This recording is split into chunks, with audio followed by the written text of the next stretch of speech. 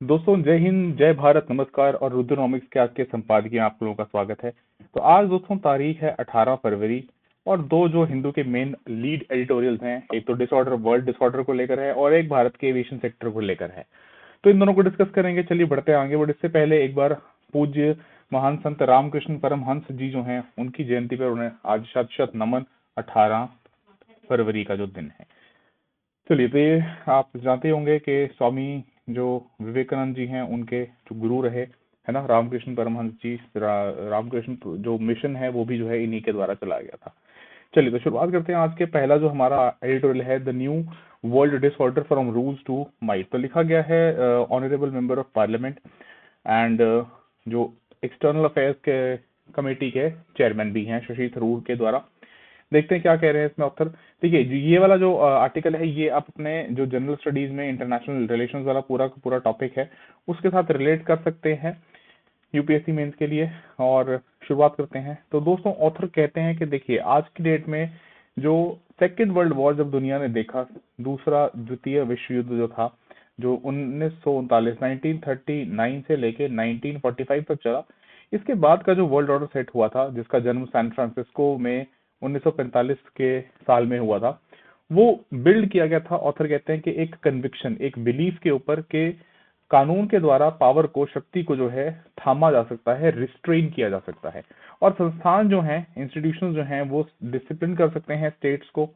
Sovereignty जो है वो एक केवल प्रिविलेज नहीं है granted by a strong nation, के किसी के द्वारा किसी को दी गई एक चीज नहीं है सॉवरेनिटी, संप्रभुता, पर एक सभी के लिए जो है एक अधिकार है which is inherent in all nation, चाहे बड़ा राष्ट्र हो या छोटा राष्ट्र हो। फिर ऑथर कहते हैं कि उस वक्त का यूएस का जो प्रेसिडेंट था ट्रूमैन, उसने यूएन के फाउंडिंग के समय भी इंसिस्ट किया था कि यूएन जो है वो एक एक इंस्ट्रूमेंट के तौर पे उभरेगा थ्रू विच नेशन जो है वो सेटल कर पाएंगे अपने मतभेदों को या अपने डिफरेंसेस को एक शांतिपूर्ण तरीके से।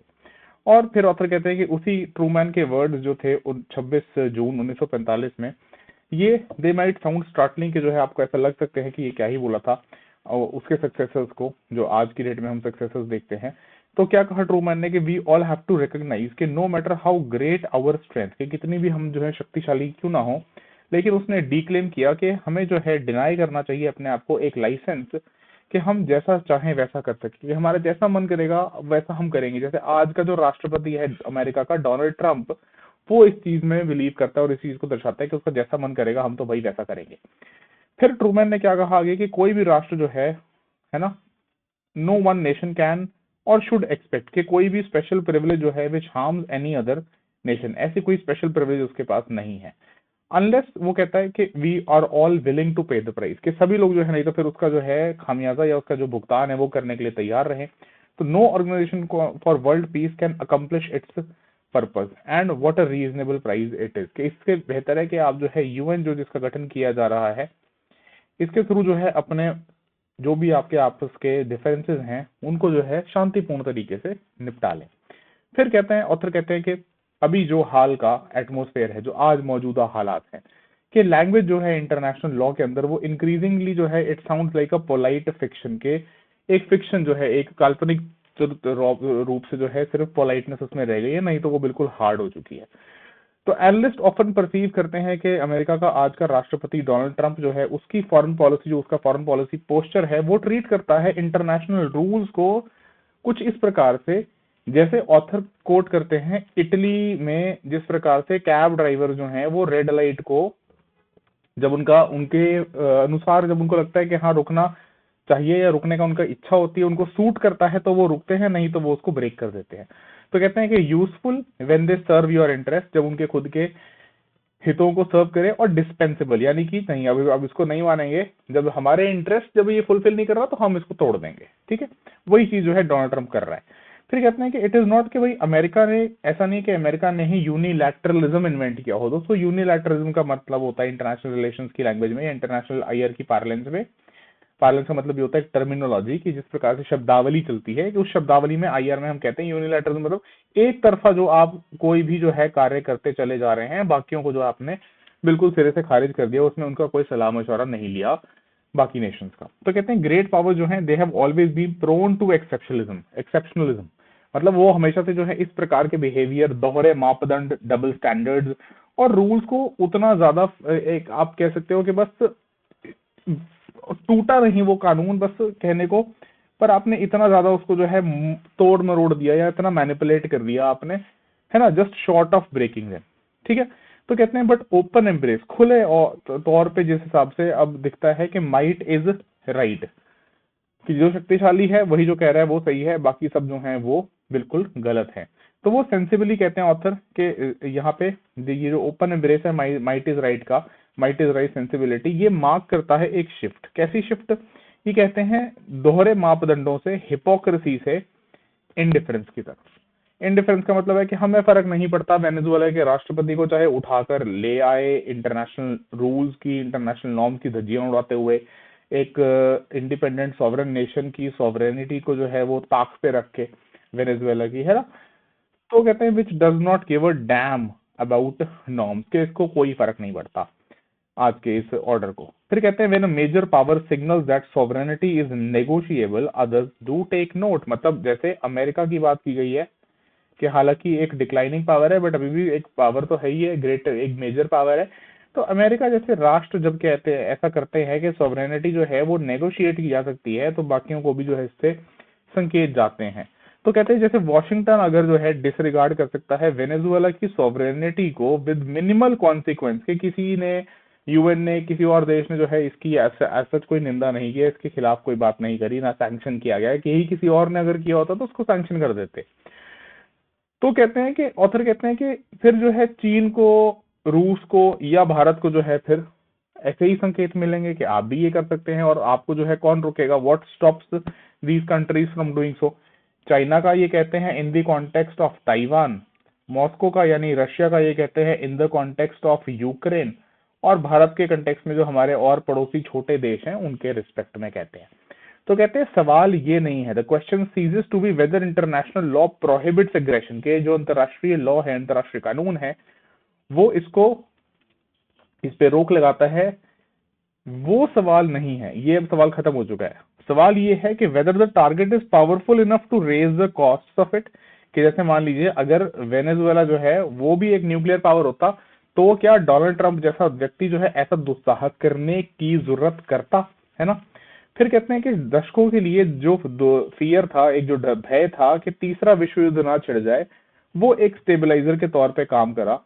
The horror of total conflict जो है that kept lesser conflict in check, कि ये एक बड़ा कॉन्फ्लिक्ट ना हो जाए, क्योंकि देखिए दोस्तों हम जानते हैं कि दूसरा जो द्वितीय जो विश्व युद्ध था वो उस समय भी एक जर्मन ने सोचा था कि पोलैंड में बहुत तेजी से घुसेंगे और युद्ध जीत के बाहर निकल आएंगे, पर हुआ क्या, वो ऐसा नहीं हुआ। वो एक पूरा लॉन्ग ड्रॉन जो है वॉर छिड़ गया 1939 से लेके 1945 तक। तो कहते हैं but if the guard rails weaken, guard rail जैसे वो सीढ़ियों के किनारे आप देखते हो ना रेलिंग लगी होती है, अगर वो तो जो है वो कमजोर पड़ जाए तो फिर आप नीचे गिर सकते हैं।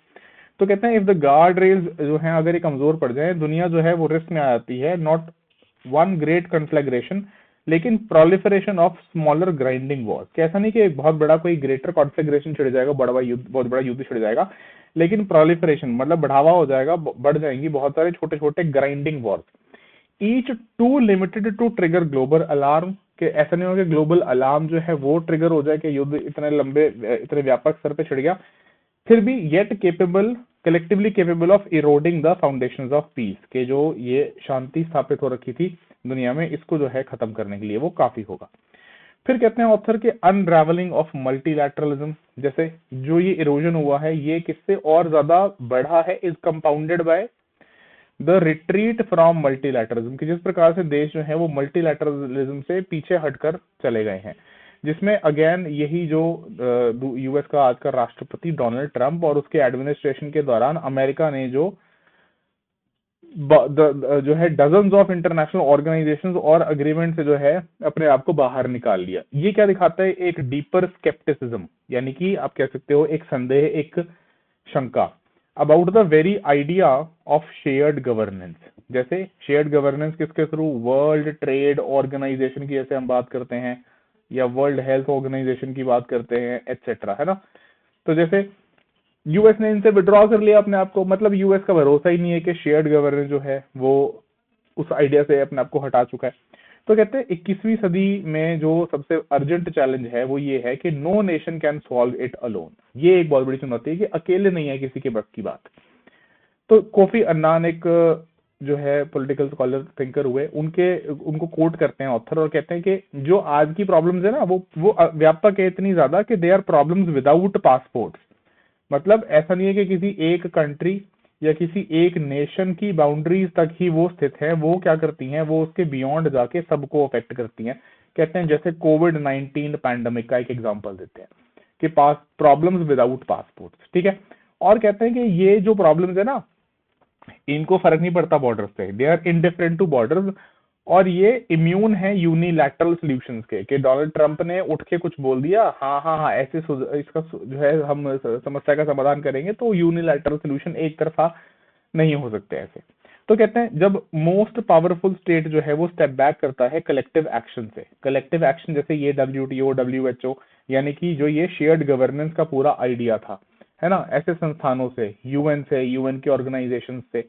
तो ऑथर कहते हैं कि जब अमेरिका जैसा एक पावरफुल स्टेट वो स्टेप बैक करता है कलेक्टिव एक्शन से, तो उससे वैक्यूम नहीं क्रिएट होता। जगह जरूर क्रिएट होती है, लेकिन वो जगह जो है वो वैक्यूम नहीं बनती।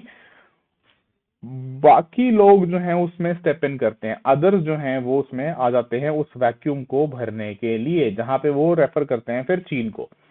और फिर वो अपने हिसाब से संस्थानों को शेप करते हैं, नॉर्म्स बनवाते हैं और स्टैंडर्ड्स इन अ वे जो रिफ्लेक्ट करता है उनके खुद के प्रेफरेंसेस।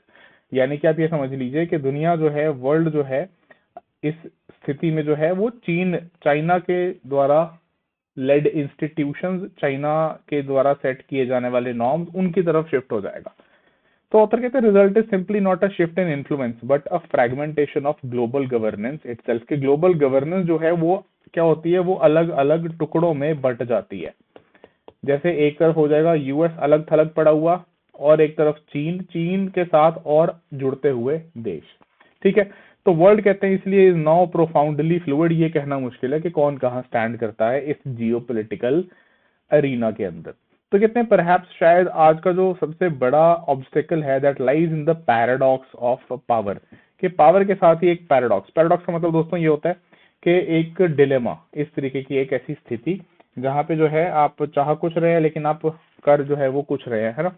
तो कह रहे हैं जिन देशों के ऊपर ग्लोबल ऑर्डर मेंटेन करने का जिम्मा था, है ना, interested with maintaining global order, उन्हीं के पास जो है वो शक्ति भी है, उनके पास वो कैपेसिटी भी है कि वो उसी ग्लोबल ऑर्डर को डिसरप्ट भी कर सकते हैं।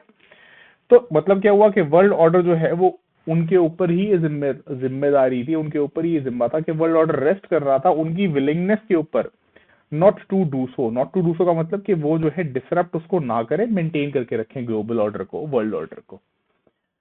पर कहते हैं ये जो इच्छा थी, ये जो इच्छुकता थी, ये जो विलिंगनेस थी, ये कम होती गई है, ये फेड होती गई है। मतलब इशारा जो है वो कह लो मोटा मोटा अमेरिका की तरफ ज्यादा है, ठीक है। फिर कहते हैं कि वो वर्ल्ड वॉर 2 के बाद जो इंस्टीट्यूशंस थे, सेकेंड वर्ल्ड वॉर यानी कि 1939 से 1945, 1945 के बाद जिस हिसाब से ब्रेटन वुड्स कॉन्फ्रेंस हुआ, यूएन का जन्म हुआ, सिक्योरिटी काउंसिल बनाया गया, ये तमाम जो स्ट्रक्चर्स खड़े किए गए द्वितीय विश्व युद्ध के बाद, ऑथर कहते हैं कि ये अनइक्वल थे डिजाइन में। यानी सबको जो है समान रूप से उसमें आवाज नहीं दी गई थी। ये रिफ्लेक्ट करते थे हायरार्कीज को, पावर की, जो उस समय के हिसाब से थी, और उनका ही ये क्रिएशन था 1945 के बाद। कि अमेरिका जो है उसके पास सबसे ज्यादा शक्ति जो है उसके पास आ गई, अमेरिका ने जो है, दूसरा उभर के आया सोवियत संघ, ठीक है। खैर इसमें तो ब्रेटन वुड्स में इनके बीच में तो कोल्ड वॉर शुरू हो गया था उसके बाद। तो यूएस और यूएस के जो वेस्टर्न यूरोपियन अलाइज थे, ठीक है, उनके जो रिप्रेजेंटेशन, उनकी जो दबदबा, उनकी जो डोमिनेंस थी वो इन स्ट्रक्चर्स में बहुत ज्यादा थी।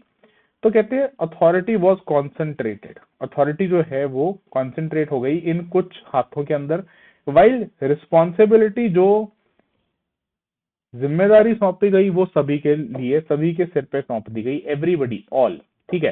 तो ये तो गलत हो गया ना कि डिसाइड करने वाले तो कुछ चुनिंदा बैठे हैं ऊपर, और उसका आउटकम, उसका कॉन्सिक्वेंस सबको झेलना पड़ रहा है, सभी के ऊपर वो जिम्मेदारी है। तो क्या ऑथर कहते हैं इस इम्बैलेंस के जो है परिणाम है, बिना परिणाम के नहीं है, इट हैज कॉन्सिक्वेंसेस।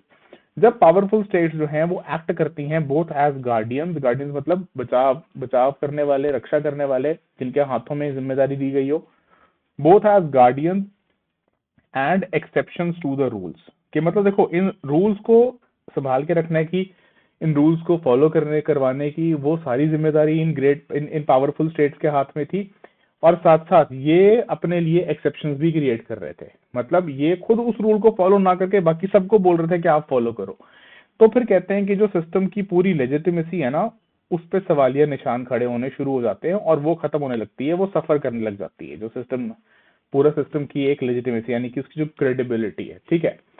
फिर फर्दर ऑथर कहते हैं कि इसी में रूल्स बेस्ड जो लिबरल इंटरनेशनल ऑर्डर था वो कभी भी मोनोलिथ नहीं था। मोनोलिथ दोस्तों क्या होता है कि ऐसे एक बड़ा सा चट्टान जो एक सिंगल एक तरीके का हो और उसमें कोई भी और कोई डिफरेंसेस या कोई उसके अंदर और अलग प्रकार का कोई चट्टान या कोई पत्थर या कुछ ना हो, वो एक जैसा हो। तो ऑथर कहते हैं कि वो कभी भी एक ऐसा सिंगल एक कोई पत्थर का पीस नहीं था। वो क्या था? It was a patchwork of norms, अलग अलग नॉर्म्स, अलग अलग संस्थान एंड हैबिट्स ऑफ कोऑपरेशन। ठीक है। उसके जो इंग्रेडिएंट्स थे, मतलब जो उसके कॉन्स्टिट्यूएंट्स थे जिनसे वो बना था, उनके अंदर क्या क्या था? सॉवरन इक्वालिटी जो आपने गारंटी की थी, नॉन अग्रेशन के आप जो है ऐसे जाके कहीं पे अग्रेशन नहीं करेंगे, कलेक्टिव सिक्योरिटी सभी की, ओपन ट्रेड था, human rights and multilateral problem solving. Multilateral problem solving का मतलब क्या हुआ कि ऐसे नहीं कि अमेरिका खुद अकेला बैठ के डिसाइड कर ले कि किसी चीज का सोल्यूशन क्या होगा, या एक ट्रम्प जो है अपना बोर्ड ऑफ पीस बना ले गाजा के लिए और खुद जो है उसमें डिसाइड कर ले कौन कौन होगा, अपने दामाद को बिठा दे, कुशनर को बिठा दे, अपने रिश्तेदारों को बिठा दे, है ना, अपने बिजनेस पार्टनर्स को बिठा दे और इनवाइट कर ले रैंडमली किसी भी कंट्री को। तो कहते हैं ये जो इंग्रेडिएंट्स थे, इनके साथ प्रॉब्लम क्या हुई कि ये इंग्रेडिएंट्स, इसके बाद जो ऑथर बात करते हैं कि हर एक इंग्रेडिएंट को रिपीटेडली वायलेट किया गया, both by great powers and small states. ठीक है। पर फिर भी कहते हैं ऑर्डर प्रिवेल करता रहा। क्यों?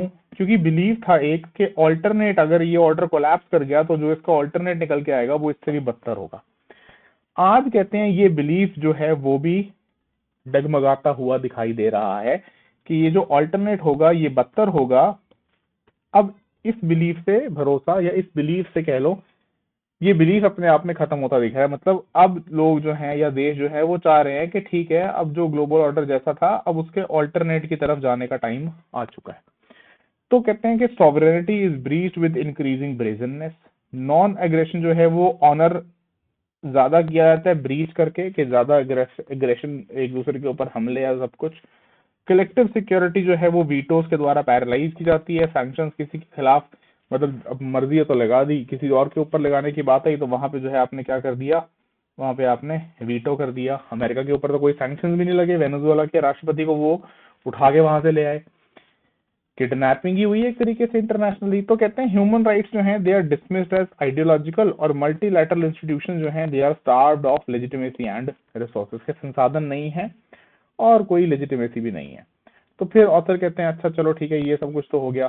फिर अब तो इंस्टीट्यूशन जो कहते हैं दे में पोजेस, कानून हो सकते हैं उनके पास, मैंडेट्स हो सकते हैं, लेकिन बिना पॉलिटिकल विल के जो उनकी अथॉरिटी होती है वो सिर्फ देखने की मात्र रह जाती है, एस्पिरेशनल। ठीक है। तो कहते हैं जब पावरफुल स्टेट्स इग्नोर करते हैं इंटरनेशनल लॉ को, या उसको जो है सिलेक्टिवली अप्लाई करते हैं, तो इन संस्थानों की जो क्रेडिबिलिटी है वो खत्म होनी शुरू हो जाती है।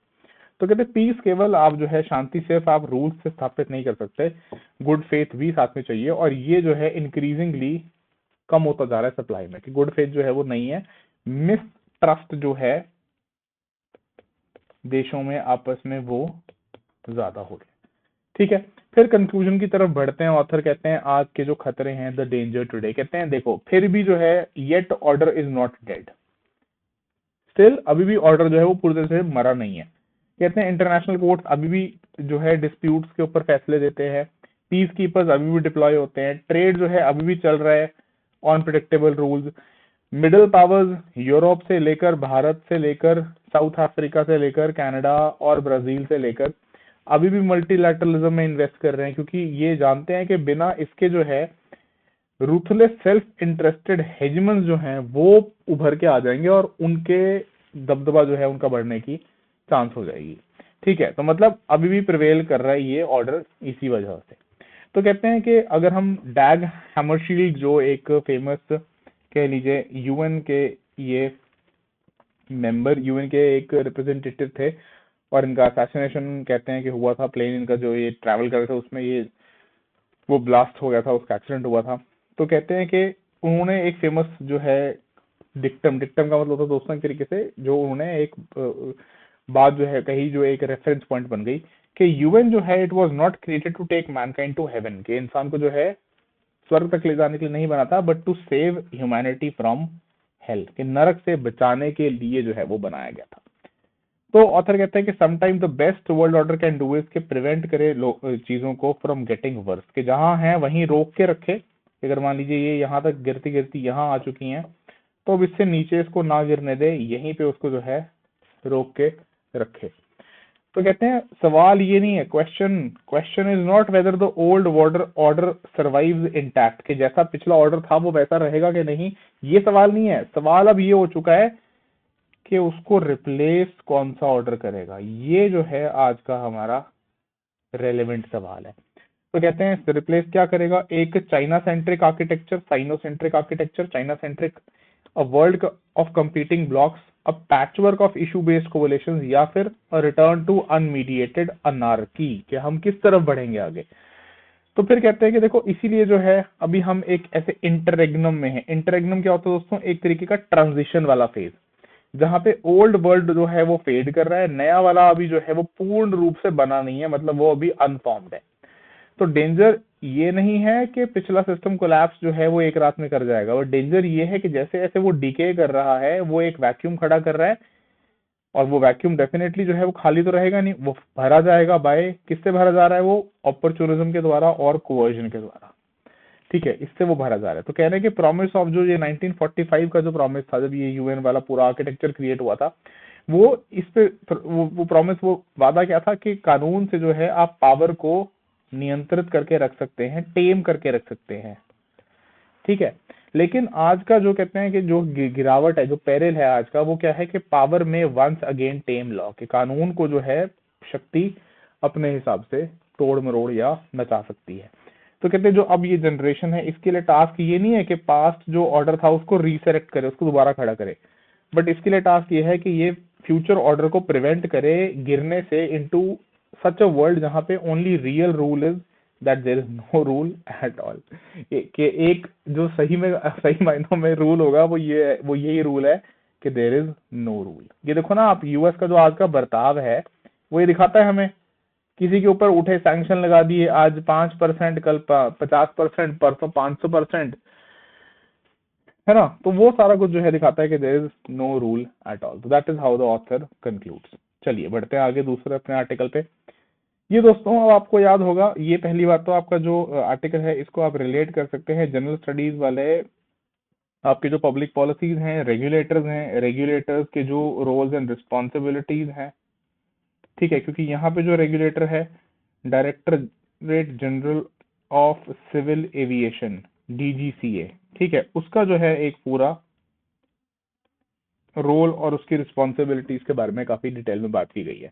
तो आप सभी ने देखा होगा न्यूज में बहुत बड़े बड़े हेडलाइंस, वीडियोस बहुत वायरल हुए थे कि एक हमारी इंडिगो नाम की एयरलाइन है, इसके साथ जो है बहुत पैसेंजर्स को दिक्कतें फेस करनी पड़ी, बहुत हजारों हजार टिकटें जो है वो कैंसिल हुई, है ना। कई लाख पैसेंजर जो हैं वो एयरपोर्ट पे स्टक हो गए, कई लोग जो हैं वो खुद की शादियों में ही नहीं पहुंच पाए, दूल्हा दुल्हन बेचारे एयरपोर्ट पे फंसे रह गए।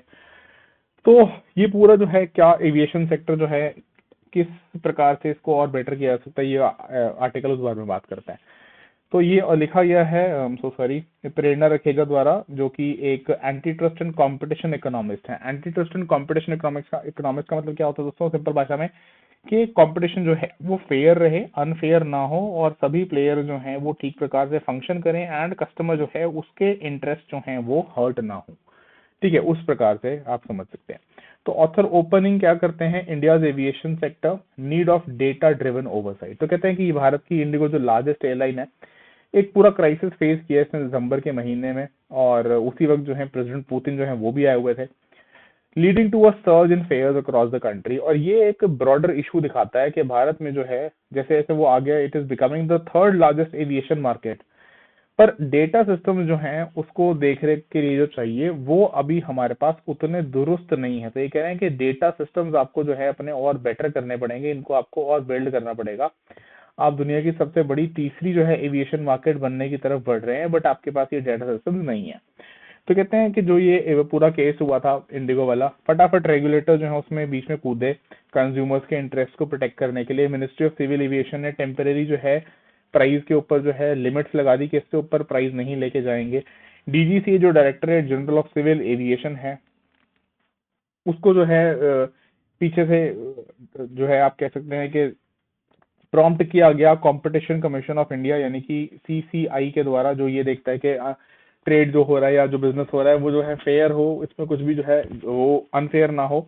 उसने रिक्वेस्ट किया डीजीसीए को कि भाई आप जो है एवरेज फेयर डेटा लीजिए, हमें सप्लाई ला कर दीजिए, किस किस का, इंडिगो का, एयर इंडिया का, स्पाइस जेट का और आकाश का, दिसंबर 1 से 15 तक का, ताकि इन्वेस्टिगेट किया जा सके कि पोटेंशियल अब्यूज था क्या, कि ये जो रूल्स लेके आया था मिनिस्ट्री ऑफ सिविल एविएशन, इनके इन रूल्स के साथ कंप्लाई करने के लिए पर्याप्त टाइम दिया गया था।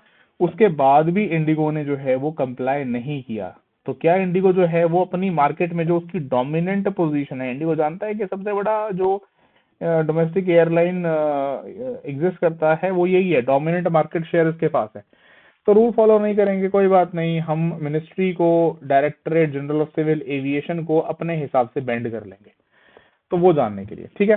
फिर कहते हैं कि जो ये अप्रोच थी ना, ये रिएक्टिव अप्रोच थी। रिएक्टिव अप्रोच का मतलब जब कुछ घटित हो गया उसके बाद आप जो है एक्शन में आए, या आप ऐसे कह लीजिए उसके बाद आपने जो है उसके ऊपर प्रतिक्रिया देते हुए कुछ कदम उठाया। तो ये ऑथर कहते हैं कि ये अप्रोच जो है ठीक है उस शॉर्ट टर्म में, मतलब उस पर्टिकुलर टाइम पीरियड के लिए शॉर्ट टर्म में तो इसने जो पैसेंजर्स थे उनके इंटरेस्ट को थोड़ा बचाने की कोशिश करी, लेकिन ये एक ना रेगुलेटरी गैप को दर्शाता है। लॉन्ग टर्म में ये आपके लिए सही नहीं रहेगा, ये एक गैप दर्शाता है आपके रेगुलेशन के अंदर, ठीक है।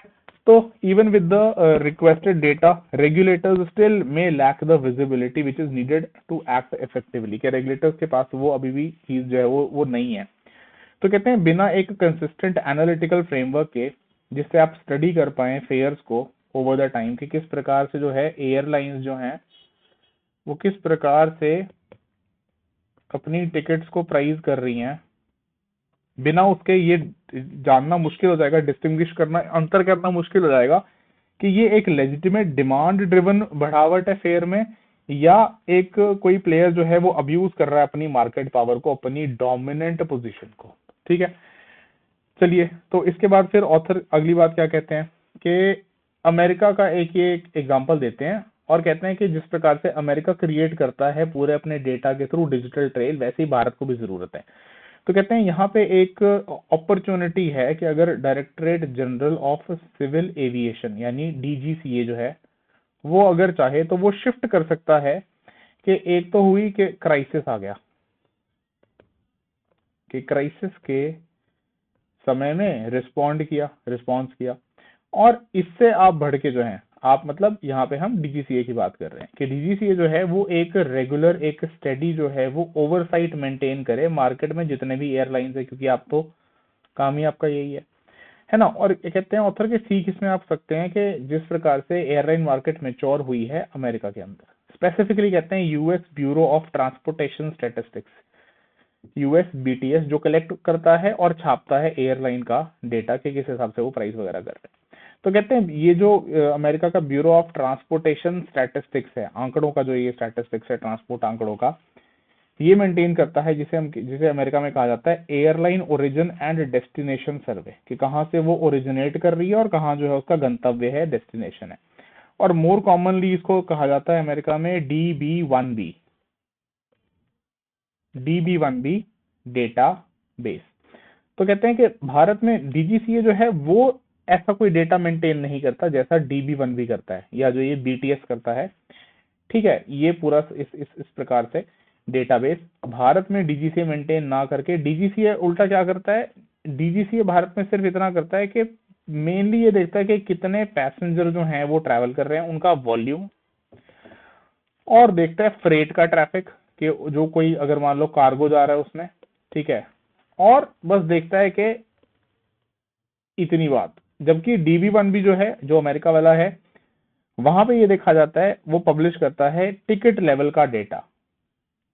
टिकट लेवल में क्या देखा जाता है, इंक्लूडिंग कि उसका दाम कितना था, कितना चार्ज किया एयरलाइन ने, उसका फेयर कितना था, और उसमें से 10% रैंडम सैंपल उठाते हैं, मतलब सारा डेटा नहीं रिवील कर देते, क्योंकि इसमें प्रिवेसी कंसर्न्स और साथ में जो है जो एयरलाइंस हैं उनके एल्गोरिदम्स और वो किस हिसाब से अपने ऑपरेशन रन कर रहे हैं, उसके इंटरनल जो चीजें हैं, इंटरनल ऑपरेशनल जो डिटेल्स हैं, उनको बाहर ना, क्योंकि लाना जो है सही नहीं है, तो इसलिए जो है 10% रैंडम वो जो है वहां पे सिलेक्ट किया जाता है, ताकि ये भी ब्रीच ना हो उनका।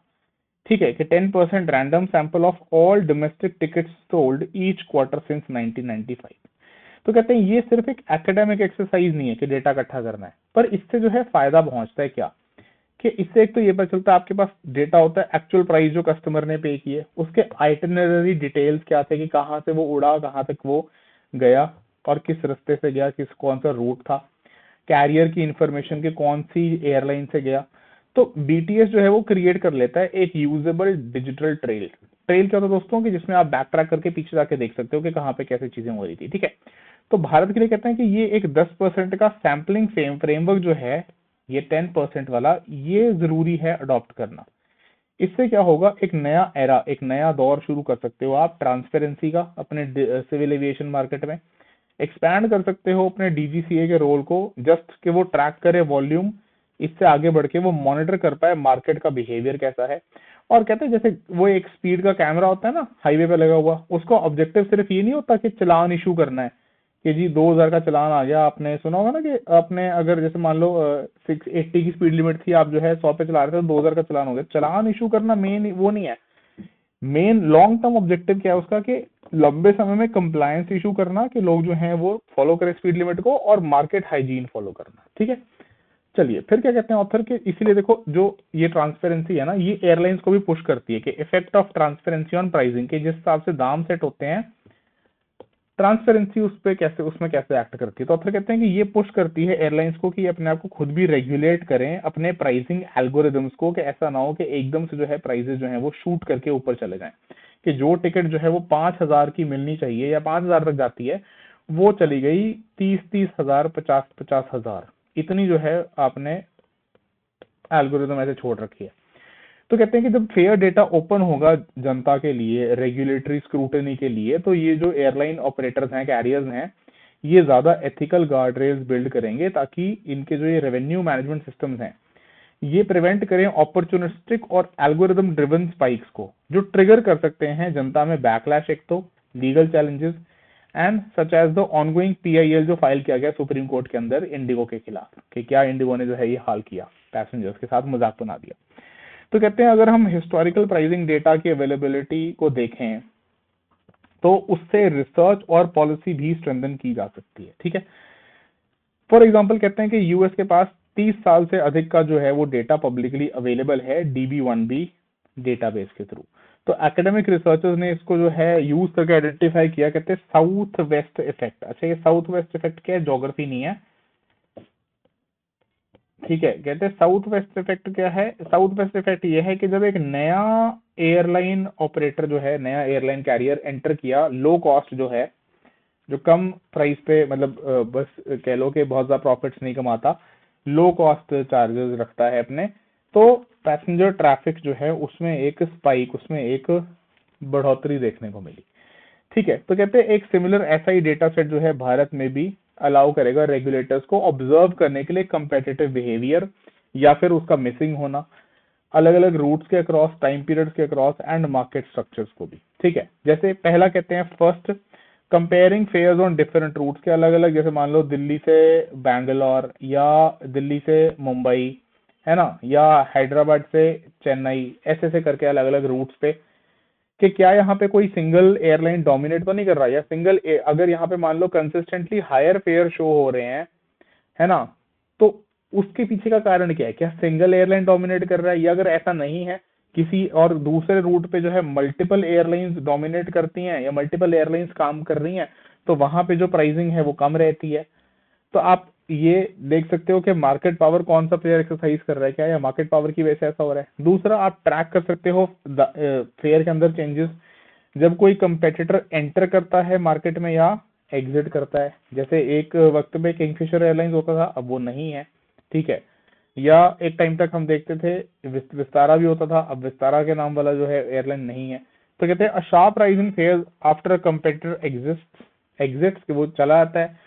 या फिर अ ड्रॉप व्हेन एंटर्स, ये सिग्नल करता है कि रिमेनिंग कैरियर जो हैं they can exercise market power, ठीक है।